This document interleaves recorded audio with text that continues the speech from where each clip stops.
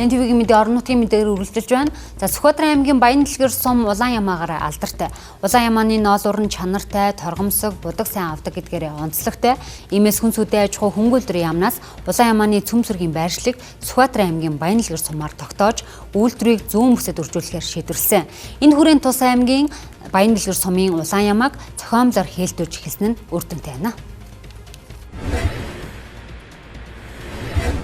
За бид өнгөрсөн 2025 оноос эхлээд дасан зохицохын зам төслийг одоо Баян дэлгэр сумдаа хэрэгжүүлж байгаа. Засгийн газрын дэмжлэгтэй за аймгийн хөдөө аж ахуйн газар, аймгийн засаг даргын хамгаалалт газар одоо маш олон байгууллагуудын дэмжлэгтэйгээр одоо энэ төсөл маань амжилттай хэрэгжиж явж байна. За энэ төслийн хүрээнд бол 2025 онд 650 одоо Баян дэлгэр үйлдвэрийн улаан ямын манд зохиомжтой хэлтүүлгийг хийсэн.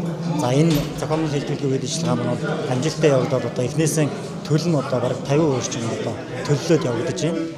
За энэ төлөвийн хувьд бол одоо бас өсөглөн бас малчтын хувьд бол бас төлөв сайн одоо байх магадлалтай цаашдаа мөн өрөөгөөж өгсөн одоо бас амжилттай ажил болно гэдэг юм байр суурьтай байгаа.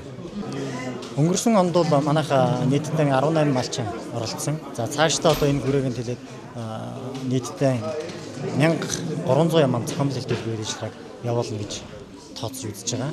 200 гол юм аваага. Тэгээд анхны жил бол би нөгөө бас цагаасан нэг 50-ыг л оруулсан юм уу хагасыг нь оруулаагүй. Тэгээд энэ жилүүд одоо энэ бүгдийг нь оруулцуулна гэж бодож байгаа. Тэгээд хамгийн гол нь ноолрын чанарыг сайжруулах чинь одоо тоогийн нэмж жилээс жил одоо нэмж явуулсан оруулна гэж. Үрдэн энэ жил төлөж гисэн ер нь давгүй сайн байна. Тэгээд төлөв мөлүүл чанар сайхан би одоо ер нь давгүй сайхан л гэж байна.